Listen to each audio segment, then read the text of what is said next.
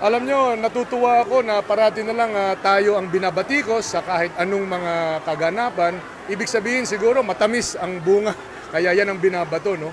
Pero sa lahat po na nagnanais na merong lumapit daw na kesa ganito, ganun, sabihin na lang po kung sino ang pangalan.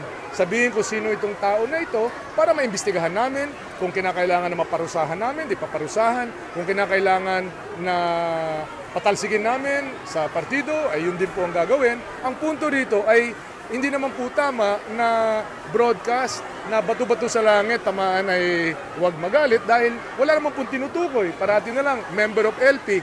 Marami ho kaming miyembro ng LP, marami hong sumasanib sa daang matuwid. Marami ho ang naniniwala at nagtitiwala na dapat ipagpatuloy ang daang matuwid. Kaya kung meron man kayong pinapatamaan, sabihin na lang po kung sino, nang sa ganun ay makilusan. Kasi kung hindi, ano lang ito parang sigaw lang sa hangin na wala naman mangyayari. So that means that you're willing to remove from the party kung may mga kaalyado kayo to engage in these mga dirty tactics? Yes, malinaw na malinaw sa amin ni Lenny na the way we campaign is the way we govern. Malinis, tapat, diretso.